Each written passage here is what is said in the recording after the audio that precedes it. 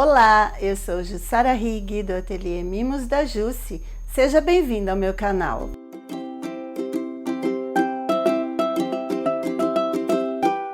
Hoje falaremos sobre dicas de costura. Essas dicas que eu vou mostrar para você são dicas bem especiais e que poucas costureiras contam para você.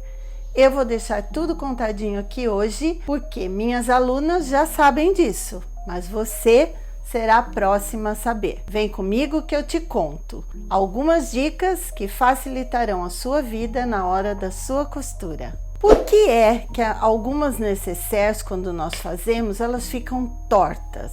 As marcações das caixinhas de leite são muito importantes. Então, a partir do momento que você determina a quantidade de centímetros para que a sua caixinha de leite tenha a largura lá embaixo dela, a base, numa medida, eu preciso saber como marcar, e tem uma marcação que é importantíssima. Então, veja agora que eu te conto como faz a marcação da caixinha de leite e a dobra correta para a costura dos cantos da base da nécessaire. Como colocar a régua para medir aqui a caixinha de leite? O biquinho da régua sempre apontando para cima da nécessaire. Vou fazer uma caixinha de leite aqui de 5 centímetros, só para que vocês vejam bem onde é que eu coloco. Eu tenho a linha, que é a costura, é exatamente em cima dela que eu coloco a marcação dos centímetros que eu quero a minha caixinha de leite. Eu vou mostrar aqui para vocês com 5 centímetros, para que vocês vejam bem a minha linha mais escura da marcação da régua em cima da costura. É sempre na costura que a minha caixinha de leite é desenhada. Então, daí eu desenho aqui com a caneta fantasma, e tem gente que para por aqui. Só que para que ela não fique torta, agora que vem o importante. Eu vou colocar esse pontinho aqui, que é o biquinho do meu quadrado, e eu emendo ele exatamente no biquinho aqui de baixo, traçando uma reta diagonal. E essa reta que vai determinar que a minha nécessaire fique corretamente, sem ficar torta. Do outro lado, eu tenho que medir também. Então, eu venho para cá, coloco de novo. Como é dica, eu vou fazer só numa parte, tá? Passo aqui de novo e ligo os pontos para essa reta diagonal. Então, agora o que eu faço? Eu tenho a marcação deste lado e deste lado também. A importância agora é essa daqui, ó. Eu tenho que deixar com que as minhas linhas diagonais, ó, fiquem certinhas, tanto de um lado quanto do outro. Aí eu vou alfinetar ou colocar um grampo aqui. E a minha costura eu vou passar exatamente em cima desta linha, que pode ser por este lado ou por este lado. A linha está certinha, porque as minhas diagonais estão certas aqui também. Então, fazendo isso, a minha nécessaire jamais ficará torta. Quando nós viramos a nossa nécessaire ou qualquer trabalho, como é que eu faço para que os cantinhos fiquem retos? Se a gente faz só assim, ela fica, ó, com pouco ainda de tecido interno. Aí o que nós usamos? Qualquer objeto pontiagudo, não cortante, eu não gosto do cortante porque pode danificar o tecido. E nós vamos colocar por dentro e nós vamos ajeitando. Olha só como acontece. Todo o tecido vem para fora, ó. Tecido que está lá dentro, e vai ficando de uma forma bem certinha, deixando o nosso cantinho bem retinho, tá? Aí a gente passa e o nosso trabalho está pronto. Tem um tecido, e eu falo muito do giz e da caneta fantasma, que eu peguei um retalhinho para mostrar para vocês. O giz fantasma, se eu quiser fazer alguma marcação, acontece assim, ó, de ficar errado, eu tenho a chance de passar e recuperar o meu tecido. Se for com qualquer outro tipo de caneta, aí eu não consigo, porque já riscou o meu tecido e não sai, né? Aqui eu posso também usar a caneta fantasma e em seguida, qualquer marcação que eu fizer ou que eu me arrepender, eu pego o ferro, passo e posso recomeçar do zero. Então, para o tecido, caneta e giz fantasma são as duas únicas coisas que eu recomendo. Muitas vezes a gente precisa fazer uma bainha na lateral de algum tecido. Por exemplo, aqui é que o meu já está, vou mostrar para vocês. Eu tenho aqui a bainha de um guardanapo de cozinha. Mas vamos dizer que eu quero fazer nesta tira uma bainha. O que é que eu tenho que fazer? A dica é, eu pego um retângulo de um papel mais durinho, faço duas marcações de 1 centímetro e depois mais 1 centímetro. Eu vou dobrar exatamente nas marcações e eu vou ter um aliado na minha confecção de bainhas. Como é que eu faço isso? Isso está prontinho, ele vem e eu coloco, ó, dobradinho, aí eu pego este gabarito que eu fiz e posiciono exatamente na direção do meu pezinho aqui, ó. E aí eu venho e grudo com durex. O legal é pegar aquela fita que é dupla face e colocar lá por baixo, sabe? Que daí ele fica bem grudadinho nesta parte aqui, ó, por baixo. Mas eu vou colocar mais um pedacinho para vocês verem como fica aqui, ó. Eu vou grudar ele aqui também, tá? Como é que eu faço para usar este gabarito? Ó, ele está na direção do meu pezinho. Aí eu vou abrir. Vou colocar o meu tecido do lado do avesso para cima. Aqui está o meu direito, avesso para cima. Um pouco adiante, ó, onde lá a minha agulha já encoste nele. E vou dobrar o meu gabarito. Dobro uma vez e dobro a segunda vez.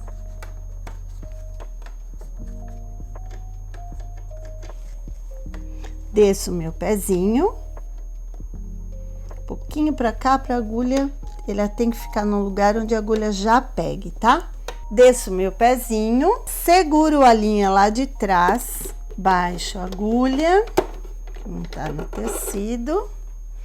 E daí o que vai acontecer? Aqui, ó, eu só vou dando essa base aqui, ó, da torcidinha, porque à medida que eu fizer a máquina funcionar, isso aqui vai caminhar. Isso fica paradinho, né? E o meu tecido caminha aqui por dentro, fazendo facilmente a minha bainha e ficando de uma forma que ela tenha sempre a mesma medida. A medida dela não muda.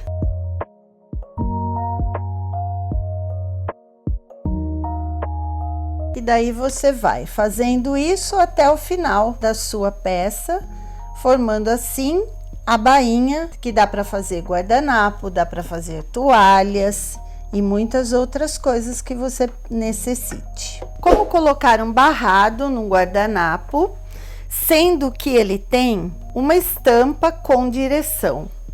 Ele não pode ficar de ponta cabeça quando você aplicá-lo na peça. Então, lá com minhas alunas, é uma técnica bem legal que a gente faz, nós usamos o avesso do guardanapo e nós vamos colocar aqui o direito da nossa estampa. Aplicar aqui para quando virarmos, a estampa fique do outro lado da maneira correta. Sempre nessa aplicação, eu peço para que as alunas deixem 2 centímetros a mais de cada lado, para que fique de forma confortável para quem está iniciando e não tenha perigo de escapar.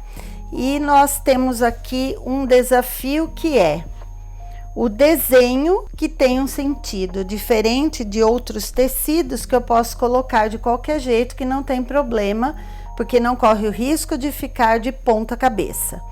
Este em especial, quando vocês fizerem, é assim, ó, o guardanapo está aqui nessa técnica, tá? O avesso, só que ele tem que estar viradinho para o avesso do guardanapo, porque quando eu virar, esse tecido aqui, ele tem que aparecer aqui, desta forma, certo? No corpo do guardanapo aqui, na ponta, e toda essa parte tem que ficar lisa e ele tem que ficar assim. Ele não pode estar de ponta cabeça quando nós virarmos o nosso trabalho. Então, a dica é, neste tipo de trabalho que nós fazemos nas nossas aulas, é o avesso do guardanapo, já com bainha, nesse caso meu, e o direito do tecido com o avesso do guardanapo. Só que para a gente saber como colocar, para que ele não fique de ponta cabeça, o desenho tem que olhar sempre para você. Você olha o desenho e ele não pode estar de ponta cabeça para você, porque senão, lá na frente, a hora que a gente virar, ele ficará invertido.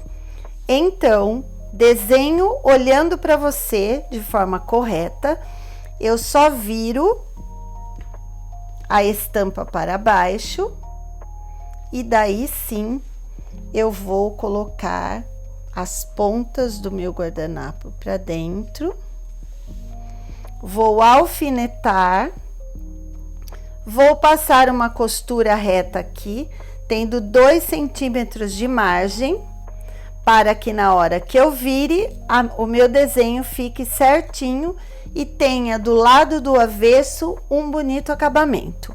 Hoje eu não vou costurar assim, eu só estou dando as dicas. Então, alfinetem, a costura vem daqui, né, de um dos cantos com retrocesso até a outra ponta com retrocesso, e daí a gente vai virar essa peça, que vai ficar exatamente assim pra gente. Só que lá atrás, ela vai ficar o quê? Um pedacinho do acabamento daqui, ó, vai ficar lá no pano de trás, no lado de trás. Lembrando que estampa que tem uma direção, ela tem que estar sempre olhando para você, para que ela não fique invertida na hora que você virar o trabalho. A bobina. Sempre que eu precisar encher uma bobina, eu vou observar que ela tem um furinho, vou colocar de dentro para fora. Então, a minha linha sai aqui em cima. Eu seguro a linha aqui para não escapar. Venho com ela, coloco na minha máquina, com a bolinha para cima, ó, minha linha está aqui, ó. Daí eu passo essa linha aqui e ela tem que estar no suporte. Empurro e acelero para que ela encha. O que acontece? A linha vai se enrolando aqui, ó.